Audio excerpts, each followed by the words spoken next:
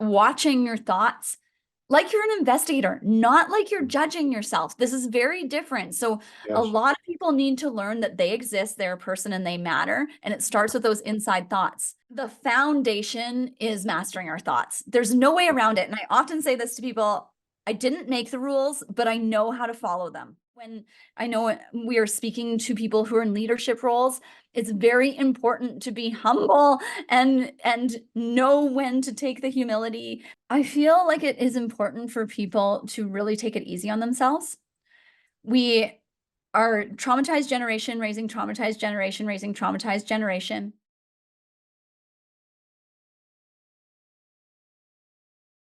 Hello and welcome, team, to today's episode of the ET Project podcast. We're going to be having a fascinating conversation. We're going to be diving into the world of holistic wellness and exploring the transformative health and healing journey available for all of us, including you, the leader. All right, so today we're going to uncover some powerful insights, I'm pretty sure, into integrative medicine.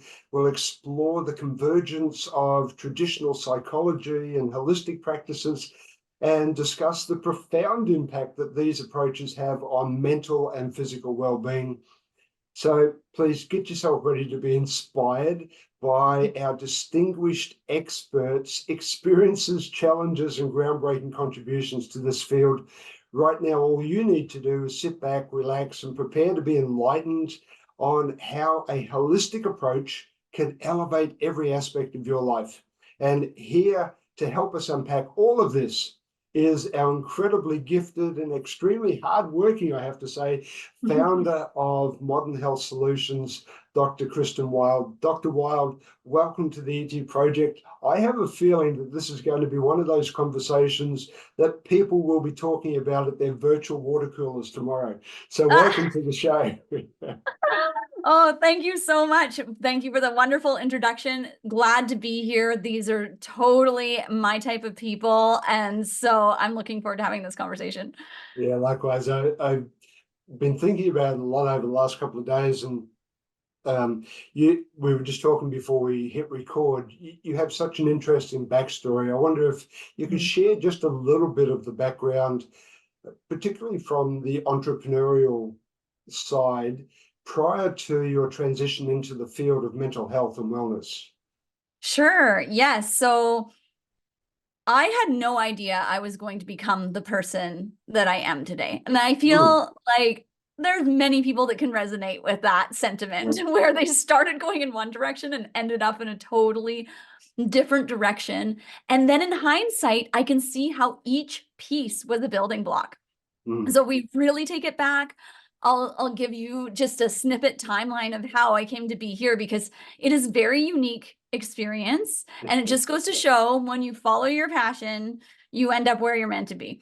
And so when I was in my early 20s, I went to university. I was planning on going into medical school. I'd been planning on going into medical school since I was 11 years old. That was always the destination. And 2 years into my Bachelor of Science, it wasn't sitting right. It just wasn't that direction didn't feel right anymore. I started to think more as an adult. I want to have kids one day. I want a family. I want to have it all kind of thing. And if I'm a surgeon, that's not an option. Yeah. It's just not. And so I dropped out of school, much to my parents' chagrin, and I moved to a neighboring province and went up north and became an electrician. My family was like, what on earth is happening? It's like she had such a bright future. And so I became an electrician.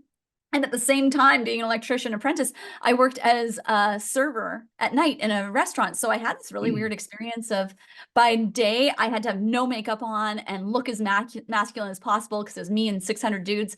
And then at night, I had to get all dressed up and fancy and look very feminine. And so it was this very interesting experience. But, having those two experiences really brought me into what it's like to be someone who works. You go and you do your job and you work, and how much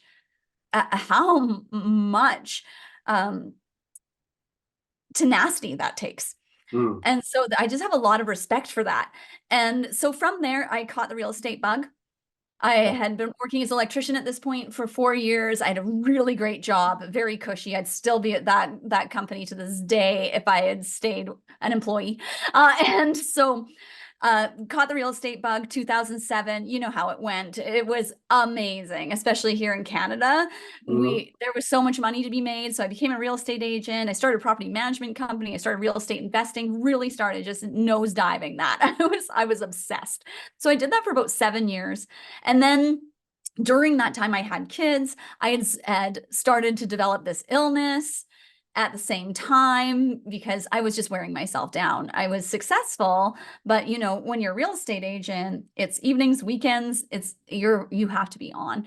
And so I was doing it all, but I was not doing well doing it all. Mm. And so I decided to stop that. And I went and became a financial services manager for Mercedes-Benz. And so that was my 1 year of having a job. And it was terrible. I do not like working for other people. So this is what I know about myself. They didn't do anything wrong. It was a me thing. There's so much there to unpack. Just a moment.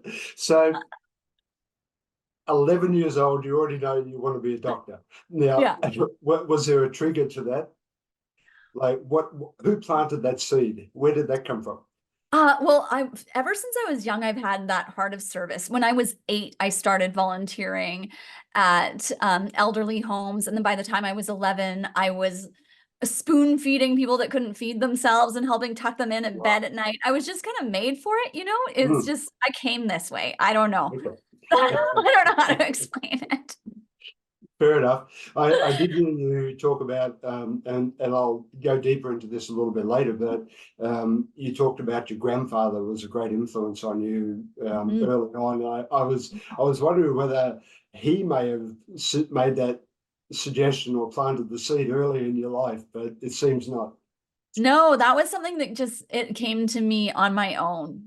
Right. And I was fortunate that I did grow up in a family where they were very much about paving your own way. They didn't Okay. really tell me who to be, which can Yeah. it's a double-edged sword.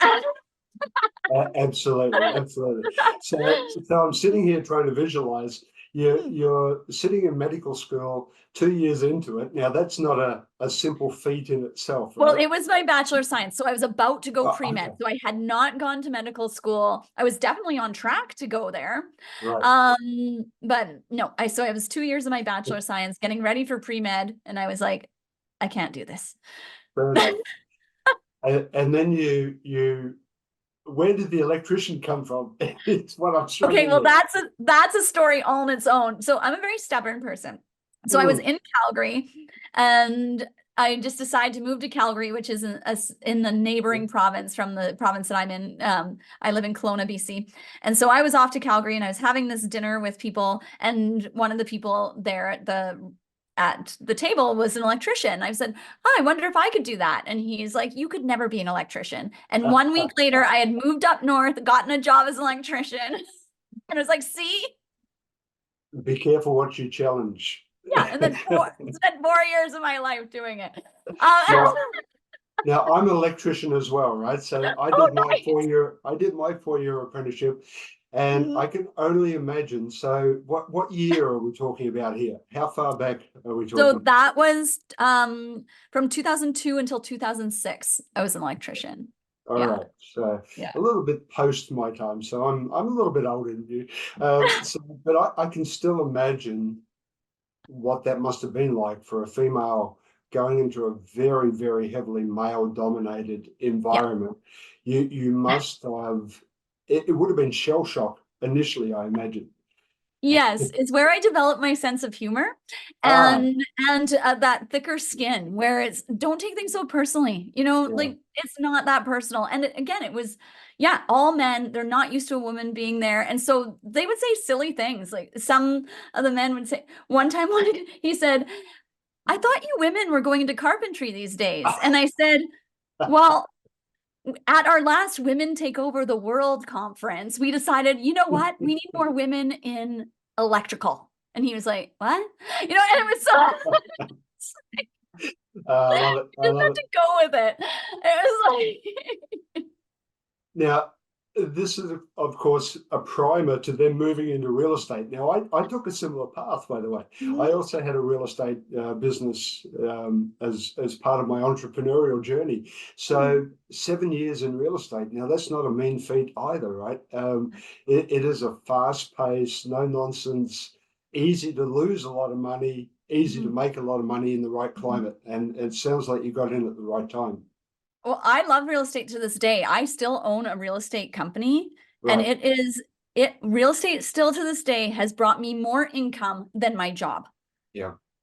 To this day, it allows me to do what I'm passionate about. Mm. I love it. Yeah, yeah.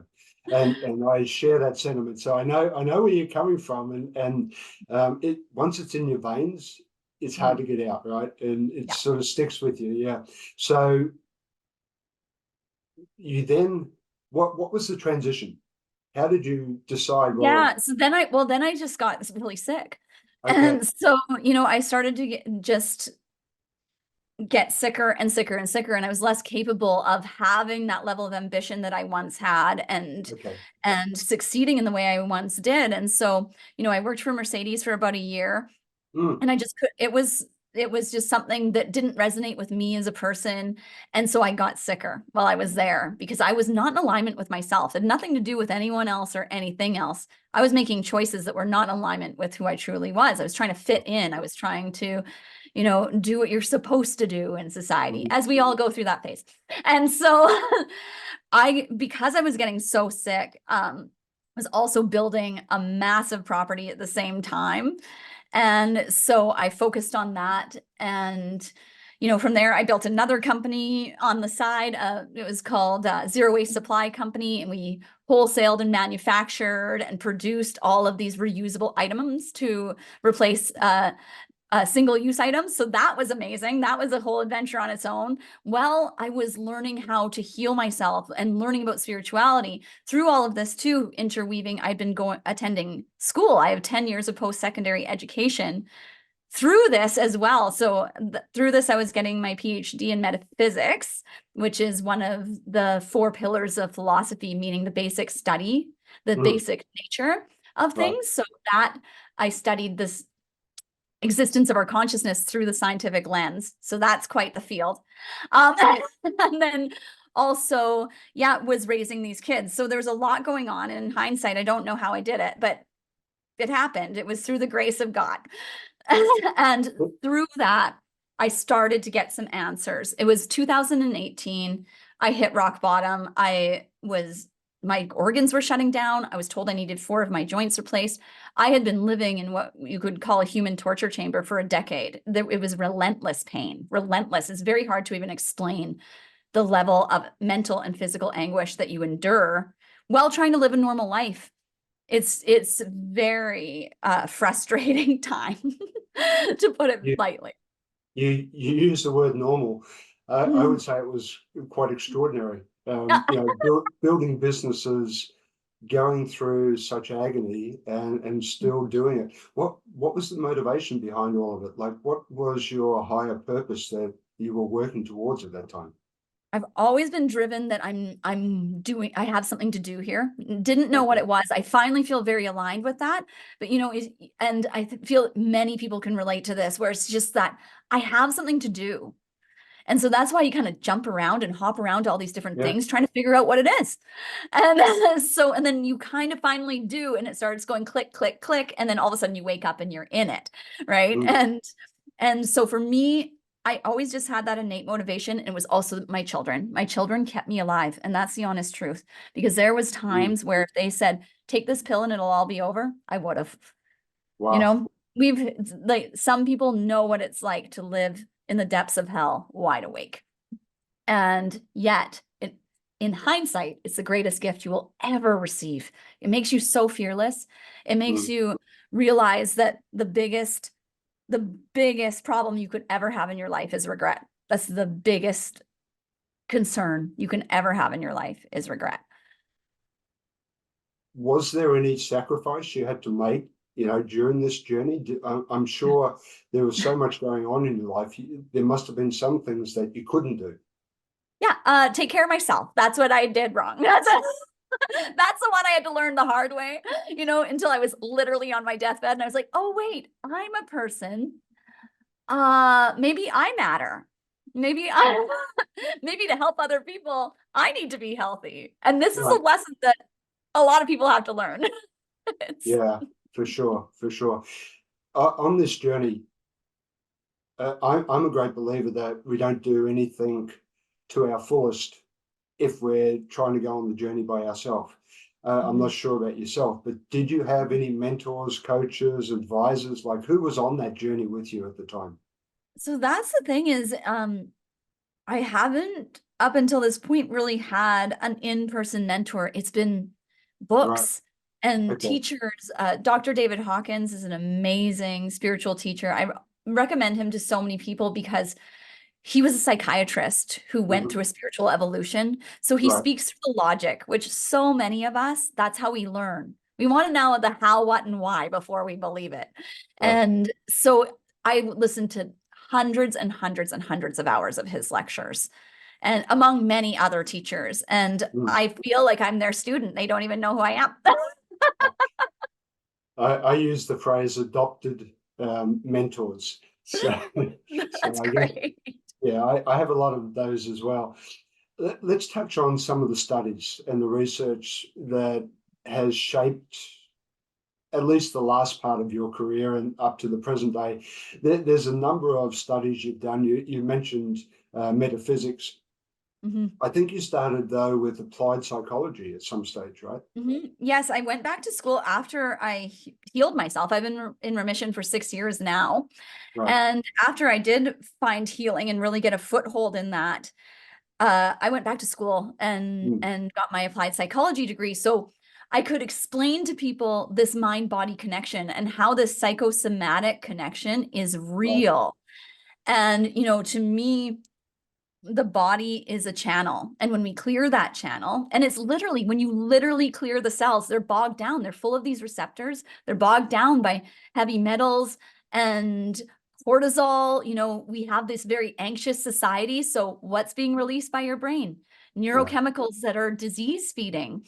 And so it's really getting to the root. That's where that metaphysics degree that I took for no reason came in handy because it's like, oh, we want to get to the basic nature of this. What's happening at the most basic component within the body. Once we clear that, it's funny because you naturally become more spiritual because you're open now to your higher faculties.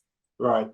And when I was reading about this, I thought, because you also did quantum physics and then you did the metaphysical, but it's metaphysical science, right? So Mm. it's as you said. So I was trying to think philosophy versus quantum physics. It's almost opposite ends of the pole, but there is that connection there, I But guess, they're right? not, because this is the thing. This is how scientists come up with theories, is Yeah. they philosophize. Right. Is that a word, by the way? Because I use that word, and I often say to I like my it. Sounds I good. love it. Philosophize. We do a I'm digressing now, but we do a little activity during our programs, and I call it philosophizing, where we play Greek philosophers and we walk around the room thinking about what we just talked about. So, That's great. so I love that. I love that. Thank you. So you've covered some really deep topics in your learning that's led you into where you are today. Mm. Quantum physics is not for the faint of heart. No. Metaphysics as well, not for the faint of heart. You've done applied psychology, and then you come up with this concept of awareness therapy. Could you Mhm. share a little bit about what that is and what's it involve? Yes. So this really it comes from Carl Rogers center-based therapy. So when I was studying, Mhm. I really did like that concept where he says awareness in and of itself is curative. So when something comes to someone's conscious awareness, it's because it's now in their visible field, they Right. have the power to do something about it. And I was like, that's a really interesting concept. And now when we take it one step further, we don't know what we don't know. So sometimes we need to go to an outside source that might have some answers that we don't have. And so it's not that you're still doing that work. That awareness therapy is still this introspection. It's all about the inside out. And yet sometimes you do have to go to your environment and say, I don't know about this thing. Unfortunately, some people just go down the Google rabbit hole of information, and there's a lot of information out there and not a lot of knowledge. And that's something I had to discover myself as I went through this experience, because I had no choice but to learn it. It was literally do or die. Right. And so I was like, well, I'm here now. I'm still alive. I might as well try and figure this out. So when you talk about inside out, so you're talking about more self-awareness. It's that introspection. So Introspection, looking right. within, watching your thoughts like you're an investigator, not like you're judging yourself. This is very different. So Yes. a lot of people need to learn that they exist, they're a person, and they matter. And it starts with those inside thoughts. There's so much internal criticism. It could stem from the past or even current relationships where you're kind of in a victim role, right? Where you're being criticized, put down, and you're not trying to cause harm to them, but they're just at you, right? And so what happens is you can end up taking over for them when they're not around, and you repeat those into yourself. And so it's really awareness about those thoughts and looking at them more of an investigator of, where does this come from? Does this serve me? If what happens to me when I believe this? And then what I call flipping the script. What would you say to yourself or to someone if they were 3 or 4 years old? How would you talk to them about that? It really changes your internal dialect. And you will notice once your internal environment starts to clear, so does your external environment. You respond to people differently. You don't take things as personally. You learn to avoid certain relationships where it's like, oh, I don't need to participate in this. I could actually just say, thank you. And that really then becomes a self-regulation part. Is that correct? Right. So, and this is the thing, you have so much internal peace, and it's not that it doesn't get disrupted. The challenges get harder. But the thing is you become more resilient, you become more powerful. And then when those challenges come up, a friend of mine always puts it like this. I love this analogy. It's like mosquitoes. They're annoying. Sometimes they bite you and it's itchy, but you're not going to die. You're not going to die. And because you just have so much internal self-worth, internal knowingness, and you build that through belief systems, it can be created. So I know you talk a lot about thinking, feeling, and then behavior. So the CBT concept, right? So we think we have the emotion, then we act in a certain way. And you then just threw in a word called resilience. And I think that is often left out of that equation, because we're in this repetitive loop, right, of thinking, having the emotion, and then the behavior, and it's all driven by what's going on up here in the chemical releases and everything. How resilient we are to be able to deal with the day-to-day, the moment by moment, is really a challenge, I find, for many people, myself included. Everyone. We're all here together. We all know it's crazy out there, you guys. So if somebody comes to you, how do you help them with this process in the first instance? I know it's a journey, but how do you help them in the beginning? The foundation is mastering our thoughts. There's no way around it. And I often say this to people, I didn't make the rules, but I know how to follow them. So people get mad at me about it all the time. And I'm like, listen, I didn't make this up. I just discovered it. And so and it is really the foundation of all health, is mastering those thoughts. Because to me, if our brain is not operating properly, that animal brain is still there. It still exists. typically when you develop a prefrontal cortex like we have, you don't really need that part anymore, but it's still there. So it likes to take over. And what happens is we get more into anxiety loops and these fear loops. It literally strengthens and becomes larger, and less blood flow goes to the prefrontal cortex. We're not making as great a decisions as we would like to. And this is, again, why for me, it was so important to bring in the support system, because if I had had something like this, I would have avoided that taking it to the brink, right? Because I just didn't know. And that's fair. Most people just don't know what to do. So that support of handing the tool to people, and they're going to use it how they're going to use it. I don't know if you've heard that metaphor, but there is 1,000 ways to use a hammer. So each person's experience through healing and going through that is their own, but the feeling is the same. So a lot of the stuff we do is being empathetic in the feeling that people are feeling, because even though my story is not the same as yours, we've both been through the stuff, right? We can connect on that feeling of that experience that we had.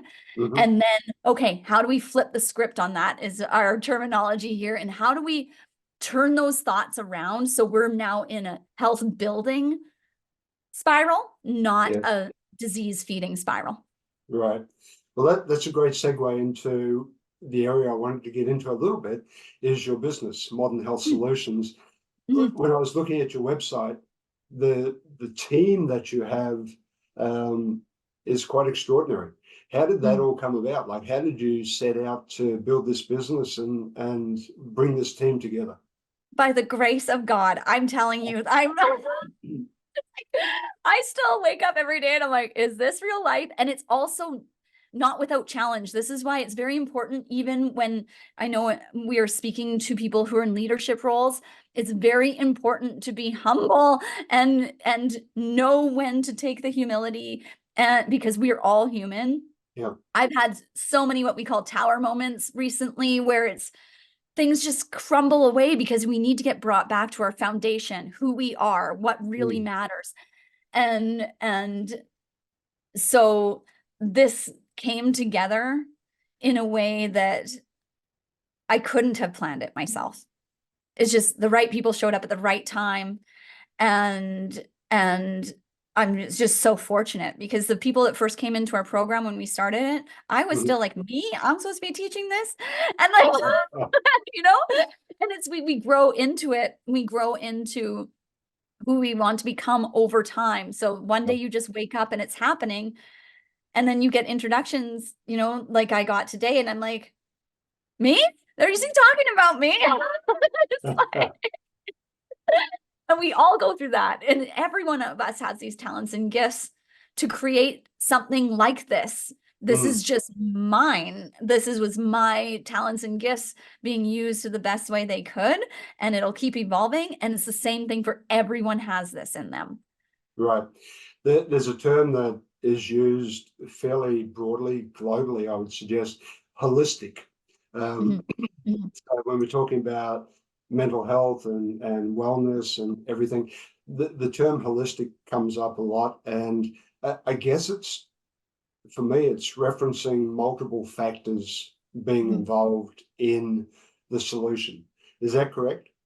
It is correct. Yes. It's that whole person care. So at this point, we cannot deny we're energetic beings. It's measured. It's, people are winning Nobel Prizes for this. So it's a thing, you guys. And so it's like, I don't even need to prove it to you. If you want to look at it through a scientific lens, 100%, we're electromagnetic beings. There's something to that. We can call that spirit. We can call it higher consciousness. We can call it an electric field. You can call it whatever you want. The fact is, it is. And so when we don't take that into consideration, and we only take into consideration what we see and physically feel, we're missing the point, because we are conscious beings and we have these very powerful brains. We are the technology. We are prepared and ready to expand and become more than we ever could have imagined we're capable of becoming. And we are there. We're essentially at the fountain of youth when it comes to health, but it takes the mastery of the mind. You pop all the pills in there, all the peptides, all the amazing things they're doing to work with biology. This biotechnology is great. This is where we're getting into integrative health. It's really good technology that helps the existing human body as it is, how nature created it. Yeah. We're there.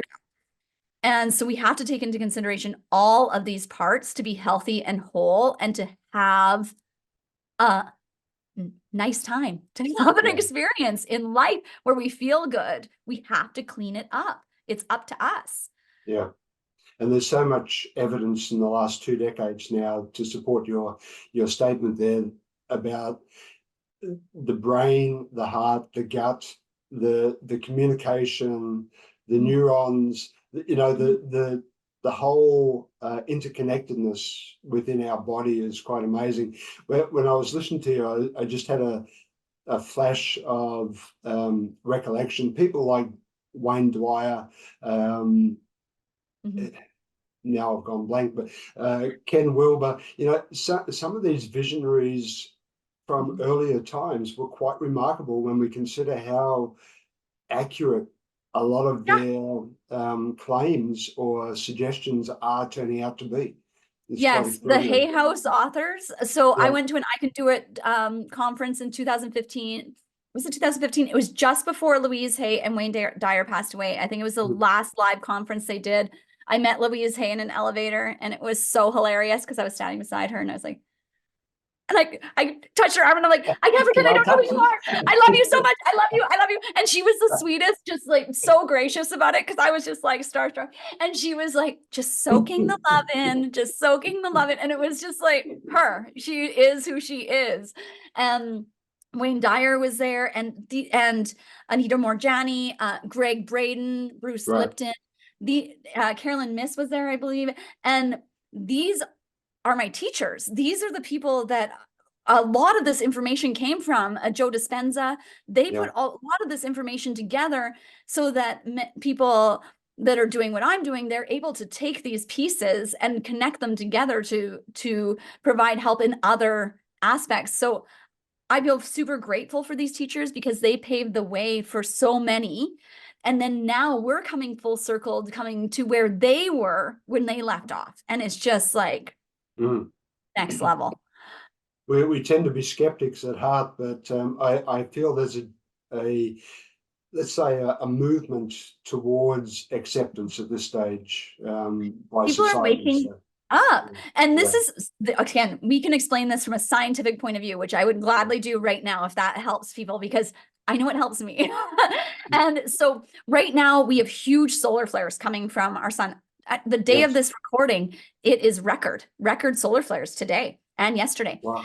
And so what that does on our planet is it affects our electromagnetic field. This is why we're seeing aurora borealis really low down, and where people have never really seen it before. It's because these solar flares, that's a lot of radiation it's putting towards our Earth. People get nervous about it. No, there's nothing wrong. This is good for us. It's very healthy, actually. Because what it does is, because it's affecting our electromagnetic field, that comes into our Earth. Our Earth has its own resonance. It's called the Schumann resonance. Many people would have heard of it, but if you haven't, look it up. It's very interesting. And so it resonates with us. We are in tune with the Schumann resonance. Where it used to be was more in this meditative state, unconscious kind of liminal state. Well, now, because of all of the activity, it has risen to a brain state wave of more alert awakeness. It is literally waking people up, literally, because our brain is resonating with the Earth's resonance. Right. And that's what's happening. Yeah. It's science. I want to do a little bit of I won't say a role play, but if I'm a corporate leader and our audience predominantly leaders, or even an entrepreneur, how can I take some of what we're talking about here and integrate, let's say, the holisticness or the holistic practices into my life and gain the benefits that you're suggesting?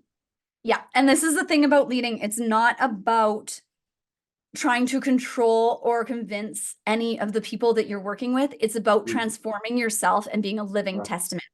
So that's it. focus on yourself, focus on how you can do better, how you can be more loving, how you can be more forgiving and more compassionate, and also a steward of that. So this is the thing, as people evolve, they think it's often people would think of that as weakness. No, it isn't at all. You become stronger in your boundaries. You become stronger in what you stand for, and doing it in a kind and loving way. It's I'm about to swear, so you might have to bleep it out, but it's called do no harm, take no shit. And if you can master that in life, you have life dialed in. If you do that in every aspect. So as a leader, focus on that. Focus on that one thing. Do no harm, take no shit. Because learning how to be compassionate and caring towards others, and also not allowing people to railroad you, it is a talent and a skill, and it's the ultimate talent and skill. So just focus on you. I like that.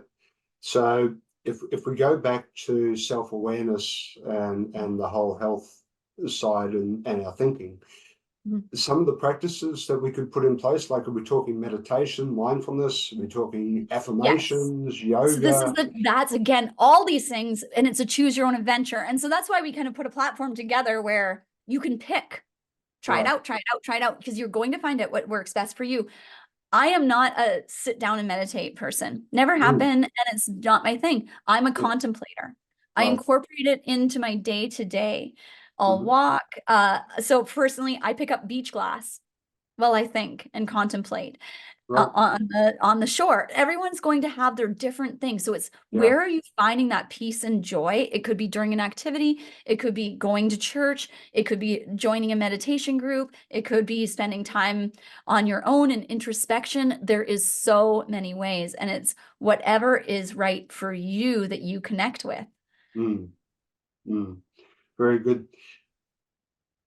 Autoimmune disease. I want to bring this into the conversation.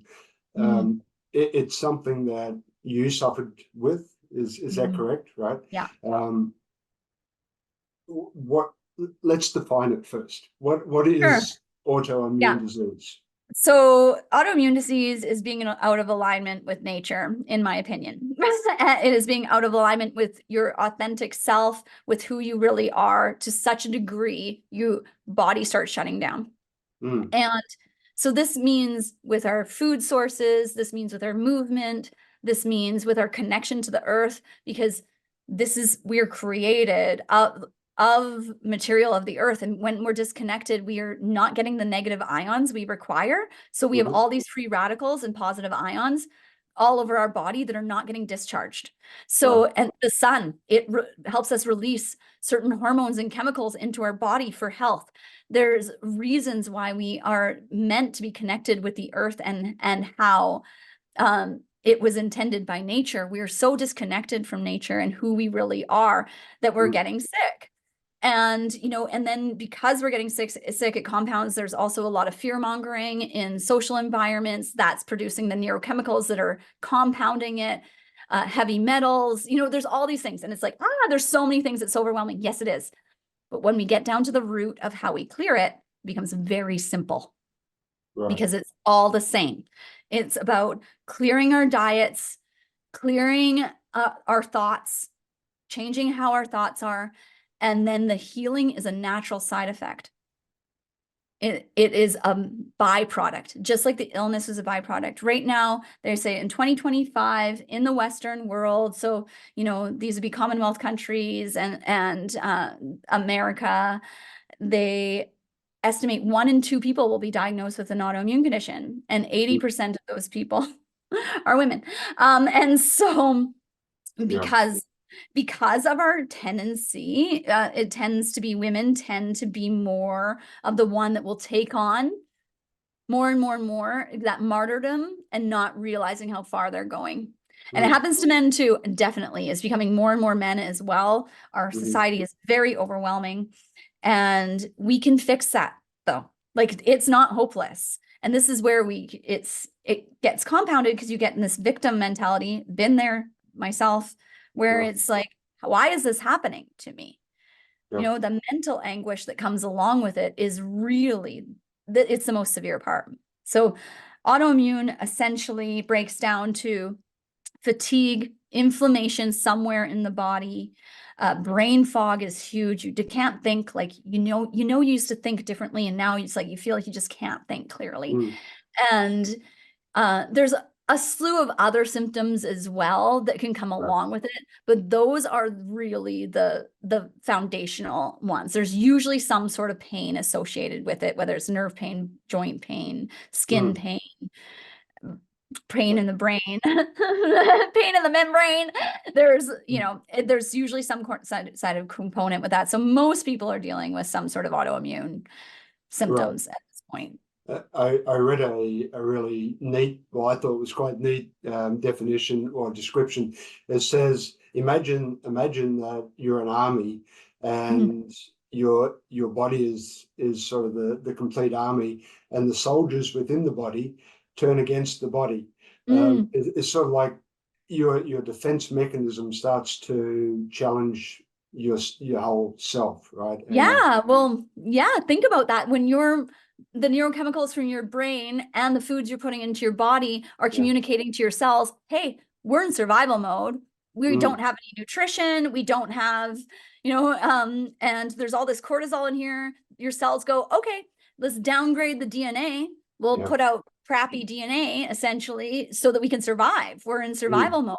And so that's what the cells are doing. You're made up of trillions of individual organisms to create this walking, talking being. It's pretty amazing. It's a miracle, really.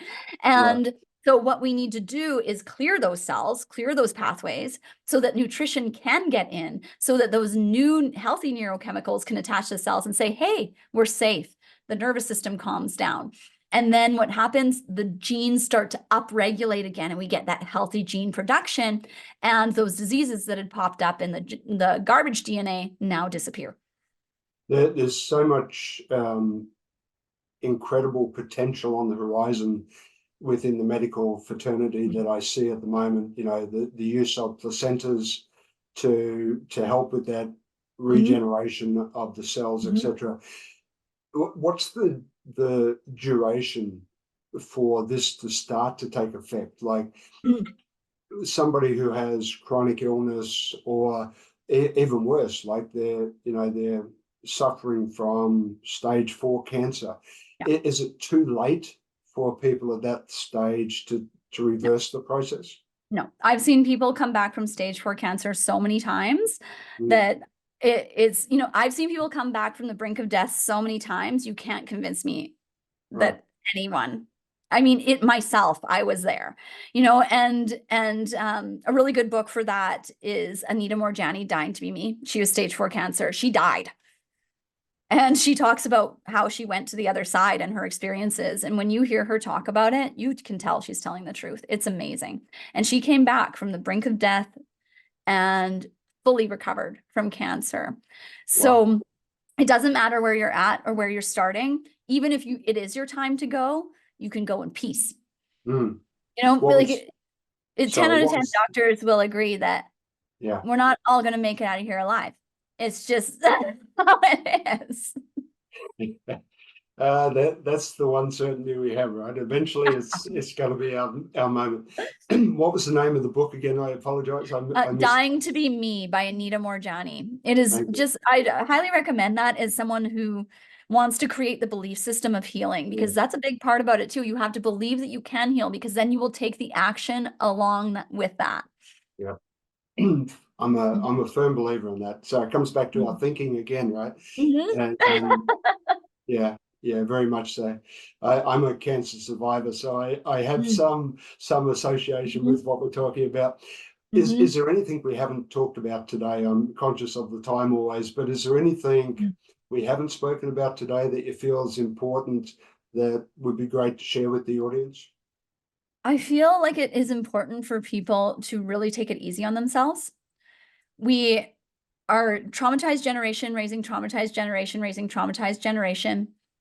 And we are the generation, intergenerational, the people of this time that are the ones that have the gift of becoming aware and going, oh, this isn't right. And we're also the ones that are responsible for doing something about it. And that's a big job. It is. What we're going through right now as a collective, as a humanity, is not for the faint of spirit. Yep. And also, just stay focused on the light, we'll call it. Stay focused on your higher consciousness, your higher faculties. Stay focused on God, on source, whatever it is that resonates to you. Stay focused on that. There's going to be chaos all around. Ignore it.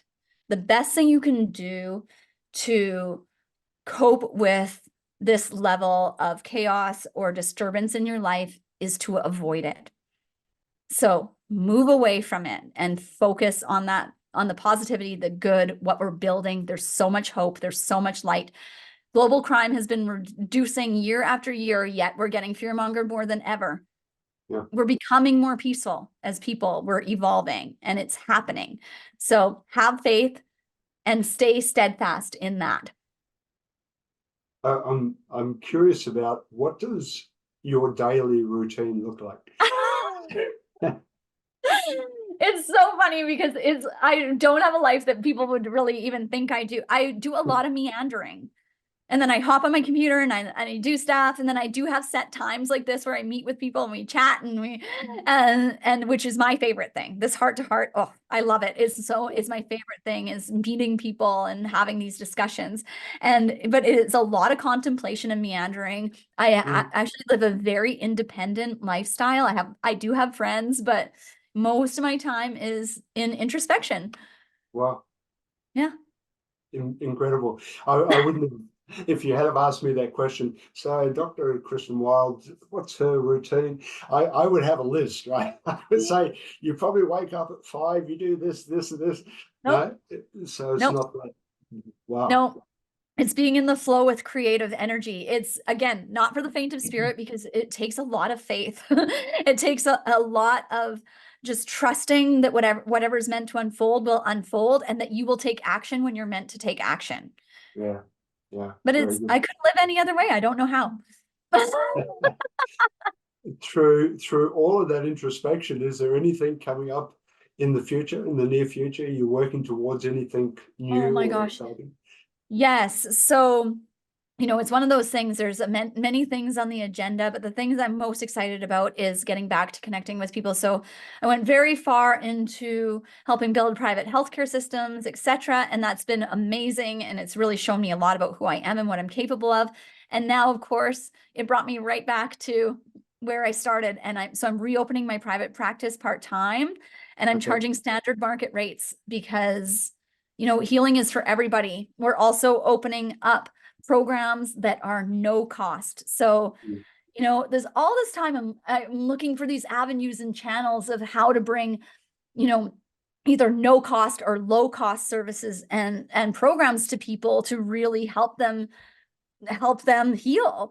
And I'm looking for all these avenues to do it. And I was like, one day I'm like, I have a platform. I have an avenue. Why don't I just do it? And so then I was like, oh yeah, I can't do anything alone. So I talked to my team. They're all on board. And it's amazing. Again, something that just took off. And so we are gearing that up right now. As we speak, this is all being brought to the public, and I'm so excited about it. It feels so good. It sounds extremely encouraging and interesting. If I want to follow and I want to connect with you, how do I go about that? Yeah, you can go to modernhealthsolution.com, and it's solution without the S. I know when I named my company, you don't name it something that you can put an S on the end, but I did. And so it's modern health solution singular.com. And that's a great place to start for services in there. You can also go to drkristinwild.com, all I's, no E's. And there you can see about other more corporate things that I do that are aside from Modern Health Solution and our real estate services, which I don't talk about a lot, but it is a crazy good company. I love it. So where do you find about your real estate? It will be on drkristinwild.com. It's a company called British Columbia Mediation and Consulting. So that's mediationandconsulting.ca. So it is an amazing company. We build out feasibility studies and do create different options for land development so that investors can get the most money out of their land, and you can do the most creative things for the people that are using the land. So that's my fun side gig that actually pays me more than my main gig. And yet you managed to meander through life. Meandering. Yeah. Ah, dear. All right. Well, wonderful to connect. I'm really excited to get to know you more, and I'm definitely going to be going to that website. So thank you for sharing some incredible insights today. I really appreciate it. And yeah, all the best for everything you're working on for the future. Oh, thank you so much, Wayne. So appreciate you having me on here and creating this platform, because it's not easy to do. I know that. So definitely appreciate all the work you do in bringing messages to people. That's so important. Thank you. So what are you waiting for? Hit the subscribe button below and click on the bell icon so I can pop up in your feed occasionally with a great tip for your ultimate growth.